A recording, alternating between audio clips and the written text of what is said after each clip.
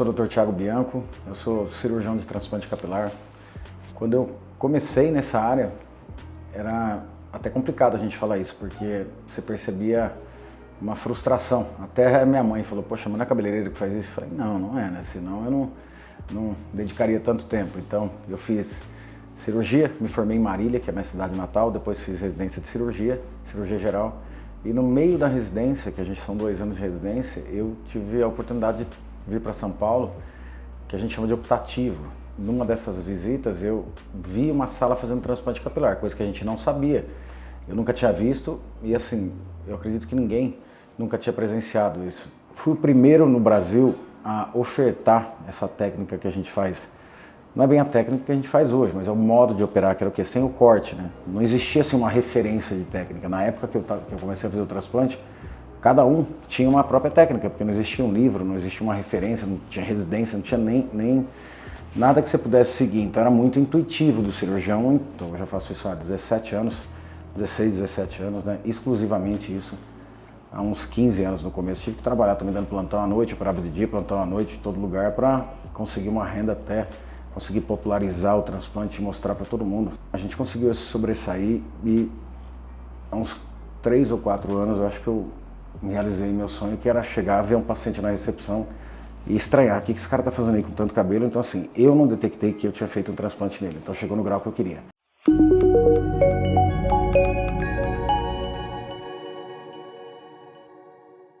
Para chegar nesse objetivo, que era ficar assim imperceptível para qualquer um que fosse, a densidade tinha que ser muito mais alta do que aquilo que a gente via, que era aqueles transplantes com fiozinho ralinho, com um ângulo tudo para trás, o paciente só tinha um jeito de pentear e eu queria colocar mais volume.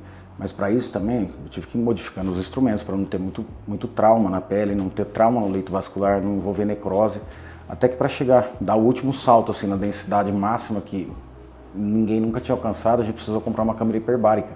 Câmera hiperbárica são essas câmeras que hoje em dia o pessoal usa, os jogadores de futebol usam treino extensivo, pós-jogo, e usa-se muito para o quê? Para recuperação de feridas, para recuperação pós-cirurgia plástica, porque se aumenta muito a oxigenação do tecido, né, e com isso você evita que tenha infecção ou que necrose. E essa técnica a gente chamou de ultradensidade, que é um volume semelhante ao que o paciente tem, ou que a gente tem normalmente, 80, 90 unidades por centímetro quadrado, ultrapassando isso aí em alguns momentos, tá? É um tipo de anestesia específico. As assistentes nossas, todas, né, a gente pega, a gente só escolhe quem nunca trabalhou com isso, né, para não vir com vício nenhum. Então, a gente tem um centro de treinamento que as meninas são treinadas, as assistentes são treinadas, né, desde o início até ficarem prontas para estarem aptas aí a entrar nas cirurgias, e eu com os cirurgiões, né, sempre treino até o momento que eu falo, não, agora o cirurgião ele tem condições de entregar uma cirurgia boa para o paciente, e aí a gente direciona ele para a Smart Hair, que é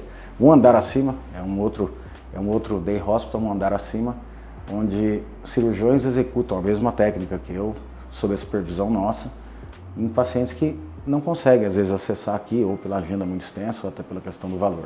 Eu sempre falo para o paciente que a indicação é dele, tá? É diferente, você está com apendicite, você vai chegar lá e falar para o cirurgião, não quero operar. Fala, não, opera ou morre. Aqui, a pergunta que eu sempre faço para a pessoa, independente do grau de calvície que ela tem, eu falo assim, você está feliz do jeito que está agora?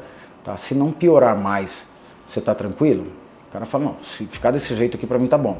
Ok, você vai para tratamento clínico então, você vai para medicação, sendo que só existem assim 2 tratamentos que funcionam realmente, o resto é muito até para agregar aí no serviço, coisa que a gente não faz aqui porque o objetivo é o transplante. Mas o paciente falando assim, não, mesmo que pare de cair, mesmo que não avance mais, o jeito que está hoje eu já não estou confortável, não entro numa piscina com meu filho pequeno, eu evito praia, eu só saio de boné, não vou em evento mais social. Se o paciente está nesse nível, fala, cara, não tem o que fazer, tá? É cirúrgico o tratamento, porque tratamento nenhum vai devolver fio de cabelo, tá? O que você tem é um resgate, principalmente na região posterior aqui dessa área da coroa, que a gente fala, o pessoal chama de coroinha de padre, tá? Nessa região específica, tá? Que pega essa área, a gente vai ficar mostrando porque a minha não está muito boa, mas fazer o quê, né? Tem que mostrar. O paciente se beneficia com a medicação, tá? E pode haver sim uma reversão visual, porém não é o nascimento de fios novos, tá? Então vamos supor, você vê um paciente que a única queixa dele, eu tô achando aqui meio ralo, tá? E é um paciente jovem, geralmente eu tento convencê-lo, tá? Que às vezes vale a pena só tratar antes do que operar, porque às vezes o pessoal vem na ansiedade, principalmente aqui, porque a agenda sempre foi muito extensa, uma agenda de 2, 3 anos de espera, tá? Então o cara falava, não, demorei para chegar aqui, agora que eu vou operar. Fala, bicho, vamos fazer 6 meses de tratamento com a medicação via oral, tá? Que é muito simples hoje. Às vezes você escapa de uma cirurgia, não é que eu não quero operar, eu amo operar, mas não quero te operar à toa, né? Principalmente um cara jovem, que a gente não sabe como é que vai evoluir, se vai tomar o remédio certinho, depois mais pra frente. Porém, é o que eu falo pro paciente, fazer a cirurgia não é uma liberação para o cara não tratar nunca mais, porque são coisas distintas. A progressão da calvície, ela não vai parar com a cirurgia não vai modificar a genética dos outros fios dele nem cair, então ela vai recuperar a região que ele já perdeu. Porém, aquela área, né, que parte daqui para frente, que ele não tem mais fios, tá, ou que tem aquele fiozinho muito fraco, isso aí não reverte, tá? Então, você dá uma falsa esperança para o paciente. Nesse caso, é cirúrgico, tá? Você tem que ir para a cirurgia.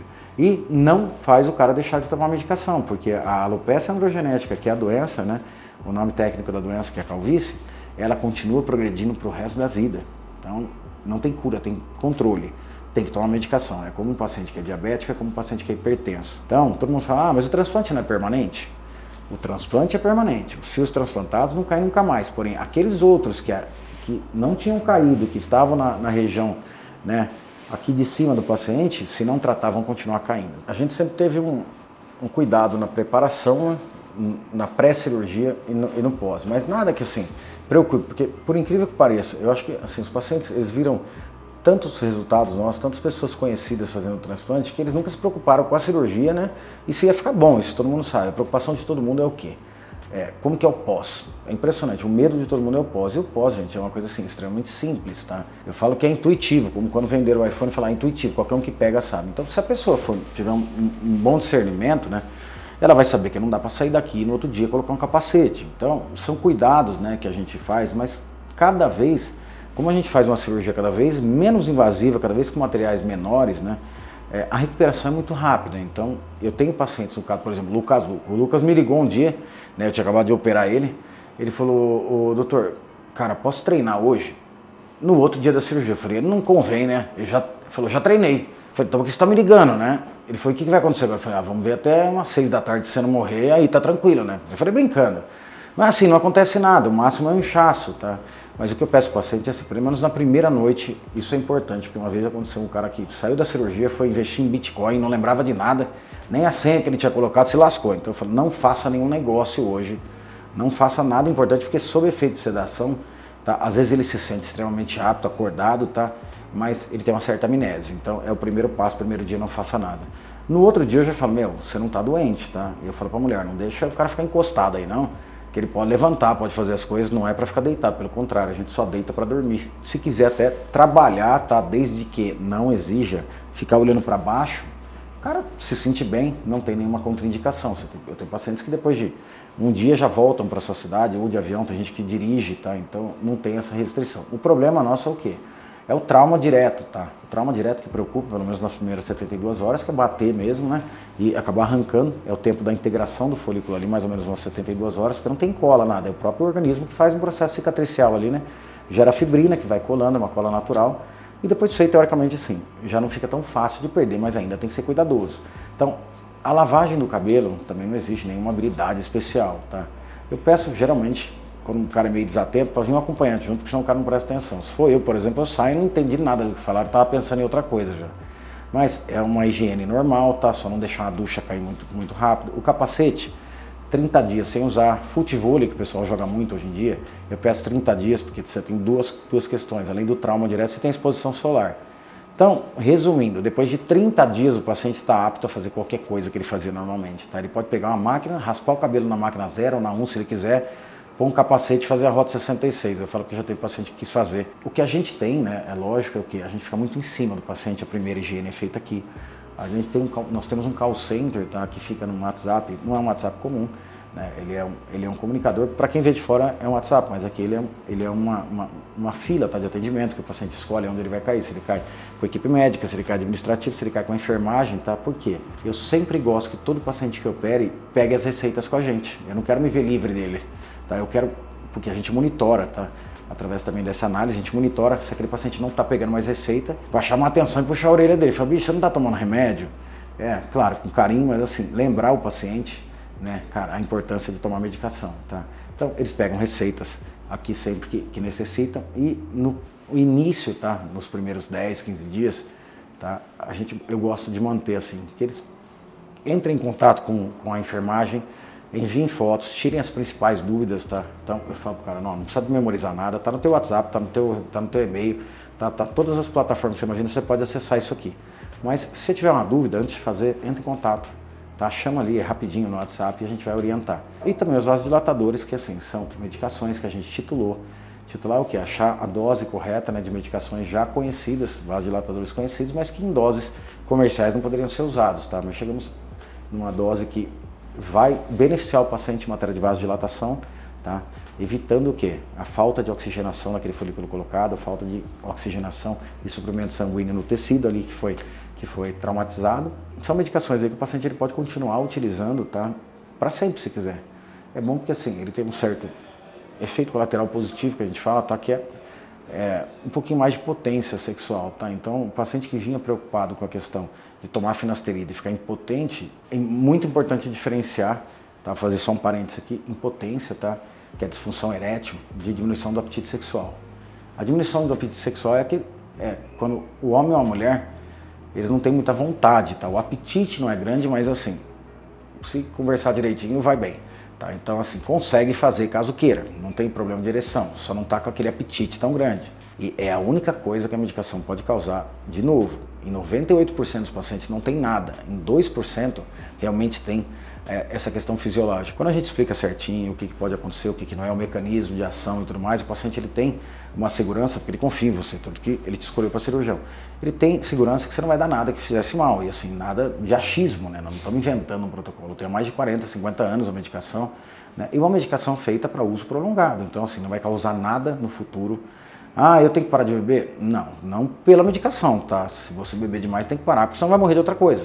Mas pela medicação não tem problema, tá? Ela não altera em nada, eu tomo há 23 anos, eu acho, o remédio, para mim assim, é automático. Então eu falo, associa, veja o melhor horário, acostuma com isso aí, tá? É um remédio a mais. É claro, se o paciente já tem alguma comorbidade, alguma coisa, o cara que toma Roacutan, por exemplo, tá bebendo vodka, tomando Roacutan, eu fico um pouco preocupado com o padrão de vida do paciente e oriento não só pela finasterida, mas assim, pelas drogas que está usando, a gente não pode esquecer que a gente é médico como base, né? Que aquilo vai dar problema, tá? Então não vou ser eu a colocar uma a mais, falar, meu, muda esse estilo de vida aí, ou então a gente monitora mais de perto, tá? Mas assim, não tem nenhuma contraindicação ao uso da medicação, tá? Pode ser renal, pode ter problema, qualquer um que seja, ele pode usar a finasterida ou a dutasterida e o minoxidil. Antigamente, assim, o paciente queria fazer de tudo. Tinha gente que ia para os Estados Unidos, ficava 15 dias fora, ia para a fazenda, se esconder para ninguém ver. Hoje o paciente ele fica feliz em falar, sabe por quê? Porque ele vê o tanto que ele sofreu, assim, até achar um local, né, que fizesse da forma que ele queria, a segurança que ele queria, que ele vira vamos falar assim, ele vira um porta-voz. Acaba entendendo tanto do transplante, porque estudou na véspera, né, sabe, perguntou, tirou dúvida. Então sempre tem aquele cara da família ou do grupo de amigos que é o cara que vai mais a fundo, né, pesquisa, lê. E quando você opera esse cara aí, ele vira seu porta-voz. Por exemplo, o Belucci, do Marcos Belucci, ele sabe de transplante mais do que muito médico que faz transplante. Se não segurar ele, assim, ele dá até a conduta. Eu falo, Belucci, menos, vamos lá. Mas manja do assunto, gosta de falar, porque sabe que vai ajudar pessoas. Quando ele fez o transplante aqui, o Instagram dele, assim, explodiu. E não era só gente querendo saber, né, qual o valor. Tinham dúvidas, e aí, doeu, você dormiu, cara, e ele ficou por muito tempo assim, tirando a dúvida de todo mundo. Vai fazer uma cirurgia dessa, a gente hoje em dia todo mundo é muito ansioso para fazer as coisas rápido, né? Eu também sou, mas assim, a partir do momento que eu decido, né, fazer, até chegar na efetiva compra, quando eu estou fazendo alguma coisa, eu pesquisei muito, depois eu quero na hora. Então assim, não custa inquirir, perguntar, se complicar, para onde vai, qual é o hospital, é ambulância, helicóptero, qual é a estrutura, vocês têm carrinho de parada, vocês têm anestesista, é o médico que faz mesmo a parte cirúrgica, porque não dá para ser brincadeira, pode ser um momento de alegria que vira uma desgraça, isso para mim é imperdoável, tá? A Smart Hair, ela veio até de um pedido das minhas antigas funcionárias do call center que trabalham comigo até hoje. Eles falaram, doutor, você tem um minuto para falar com a gente? Eu falei, claro que eu tenho. Então, assim, a cada 10 pacientes que ligam aqui e não podem fazer o transplante com o senhor, ou seja, pelo custo do transplante, ou seja, até pela agenda, né, que o paciente não tem como esperar e tudo mais, porque depois não encaixa, 9 deles pedem indicação, então assim, eles fazem onde você mandar, tá? O senhor não indica ninguém. Eu falei, eu tenho medo de indicar, não é que eu não acho que não tem outras pessoas boas, mas quando você indica um profissional é complicado, você está avalizando e se der algum problema vai voltar contra você. É igual aquele cara que fala assim, tua mulher tá te traindo, ele não pega raiva da mulher, ele pega raiva de quem contou, né? Não sei porquê, mas é assim. Então, até desde um tratamento que não foi igual, o cara pega e te joga na cara depois, né? Pô, o cara não me tratou do jeito que você trata. Então, a gente opta por não indicar. Fala assim, ó, paciente, a gente não pode falar onde é bom, tá? A gente sabe aqui o que a gente faz, mas fora não. Fala, doutor, por que a gente não monta uma, né? Que a gente consiga ofertar e atender mais pessoas? Porque aqui sou eu, né? Depende da minha participação, é a minha parte. Então, tem um limite do quanto eu posso fazer, né? De cirurgias. Mas a gente podia replicar isso, não numa forma de franquia, nada com medicina não é comércio, tá? Mas como sempre tem gente pedindo para treinar, sempre tem médicos aí que pedem para treinar, né? E são pessoas que você gosta, por que a gente não monta um serviço que vai usar a mesma técnica? Tudo que a gente faz aqui, a gente replica na outra, tá? Em tempo real. Lá a gente fez o quê? Nós precisamos conseguir atender uma demanda maior, tá? Lá nós não temos a limitação do cirurgião, que sou eu. Nós temos mais cirurgiões que vão poder fazer um volume maior, mas cada um fazendo um paciente, cada anestesista com o seu paciente, empregando aquilo que a gente preconiza aqui em matéria de técnica cirúrgica, de método, tá? É claro, não vai sair idêntico, porque cada cirurgião tem uma forma de furar. A gente fala que tem a assinatura do cirurgião, o DNA ali, tá? Mas a metodologia, os equipamentos e o nível de segurança, que aqui não existe nada igual, assim, o paciente tem acesso a qualquer coisa, né? Que teria no Einstein, por exemplo, se bobear, nós estamos até com um aparelho mais novo, que eu troco todo ano, tem na Smart, isso eu sempre prometi. E falei para os pacientes, eu prometo também que vai ser o segundo melhor clínica do Brasil, tá? Porque só não vão perder, só não vão ganhar da minha, porque eu também não vou parar, não tenho objetivo nenhum. Então, a gente se certifica, escolhemos cirurgiões, treinamos, claro, estamos sempre treinando a equipe, tá? E a Elaine também sempre treina a equipe de enfermagem e nós vamos sempre reciclando e com as nossas metas, que era chegar a 10 cirurgias por dia na Smart Hair, tá? Ah, por que esse volume? Mas aí não vai atropelar? Não. É um cirurgião para cada paciente, o cirurgião ele desenha, ele faz as pré-incisões, ele faz a extração. Então aqui na nossa clínica toda a parte cirúrgica, tanto aqui quanto lá, é feita pelo cirurgião. O cirurgião ele faz a parte cirúrgica total. E quem que dita essas regras? Na maioria das vezes nós mesmos, porque assim como nós somos precursores, tá? Eu acho que quem pode fazer incisão num paciente ou quem pode extrair folículo do paciente devido à estrutura, não só do folículo, como também do couro cabeludo, musculatura, inervação, irrigação sanguínea, tem que ser um cirurgião. Então são tempos obrigatórios, tá? Mas tem um momento que entra a equipe mesmo, tá? Que vai implantar, porque você imagina você tirar 7 mil folículos, que são 15 mil fios. Um cirurgião implantando, ele ia demorar 15 dias, assim, e no final tava todo mundo morto, os folículos, o paciente, o cirurgião, todo mundo. Então tem que ser muito ágil, aí que a gente treinou a equipe e mudou o método também de implantação, que é o quê? Eu faço as incisões no ângulo na direção que eu quero, crio o túnel, né, e depois entram 10, né, como se fosse uma canetinha cega e depositam lá. Então a velocidade que a gente consegue é absurda, por isso que dá para fazer um transplante tão grande. E a Smart segue tudo do mesmo jeito. Eu falo, na nossa cabeça é a mesma coisa, só se tem um andar separando. Eu falo, vou lá na de cima e lá de baixo. Mas para o paciente foi uma oportunidade do quê? De acessar um nível de transplante, que ele sabe que assim, que eu estou avalizando, que eu estou cuidando também, que sai muito parecido com o que a gente faz aqui e que é uma coisa que não vai estragar a vida dele, que ele não vai ficar esquisito, que ele não vai se arrepender de ter feito, que vai preencher assim, e que vai curar aquele problema que ele tinha, aquela dor que ele tinha, tá? E desde o primeiro mês que a gente abriu, assim, ela sempre bateu as metas, que era, vamos fazer 4, aí vamos passar para 6, tudo foi acontecendo antes. A 10 eu estou segurando agora só porque é uma questão de horário também, porque eu não deixo fazer todas ao mesmo tempo, senão vira um tumulto lá, né? Eu falo que a gente fica até perdido, né? Por mais que a capacidade aguente, então a gente sempre começa as últimas, né? Algumas horas depois das primeiras, para não ter aquele tumulto a equipe fica muito grande, né? Mas a gente tá chegando aí a 10 cirurgias por dia, vai chegar talvez até o meio do ano, eu acredito, tá? E aí vai chegar num ponto que a gente já definiu que é o quê? Tem que sair daqui, porque a estrutura física já não comporta mais. É assim, sem dúvida nenhuma, tá? Não é o motivo sempre da procura, mas tem muitos pacientes que eles vêm por quê? Porque ele começa a ter queimaduras no couro cabeludo. Geralmente é quando o paciente percebe que ele tá ficando calvo, né? Por exemplo, fui pra praia esses dias aí, esqueci de passar protetor solar e saí com a cabeça queimada, né? Eu falei, puta, devo estar bem careca, não vou olhar porque eu vou sofrer, né? Mas é uma proteção, tá? Do mesmo jeito que os cílios, é uma proteção também, tá? Para os olhos, para não cair coisa. O couro cabeludo também sempre foi, os pelos no corpo, tá? Tem paciente que vem porque ele teve um carcinoma basocelular, um CBC, que é um câncer de pele naquela região do couro cabeludo, e ele precisa cobrir de alguma forma, tá? Ele quer que aquilo pelo menos tenha uma certa cobertura, uma proteção, tá? Vai muito além, tá? É a autoimagem do paciente mesmo, não é uma estética, porque assim, é diferente de uma cirurgia plástica, é de uma cirurgia estética. O paciente assim, tem algo no corpo dele que ele não gosta, nunca gostou, ou o formato do nariz, ou orelha de abano, ou é uma gordurinha. No transplante, assim, não existe essa queixa. O paciente, ele gosta dele mesmo, ele não vê defeito nele. O que ele quer ser? Só o que ele era antes, ele quer de volta o que ele tinha. Você para de perder o referencial, se você olha no espelho e não se enxerga. Isso aí é o que eu escuto dos pacientes, tá? E quando ele tem o cabelo de volta, é assim, se equalizou, normalizou, e ele pode viver a vida dele de novo tranquila, porque é um jovem que tá perdendo grande parte da vida e às vezes mesmo participando, mas assim, sem vontade, sem disposição, querendo se esconder, deixando de brilhar. Às vezes já tive paciente que falou, cara, depois que eu operei, assim, eu era o cara que ficava quieto da reunião. Eu comecei a levantar e falar, pô, mano, não é que esse cara sabe pra caramba, porque ele sempre ficou quieto, é novo, cara. Eu falei, não queria chamar atenção pra mim, eu queria passar despercebido. Então, a gente percebe que melhora tudo na vida do paciente, porque, você não está fazendo uma mágica, você está devolvendo para ele a imagem que ele tinha, que ele gostava, e ele pode seguir a vida dele normal. A gente sempre fala assim, se você perder os dentes, você vai ficar sem?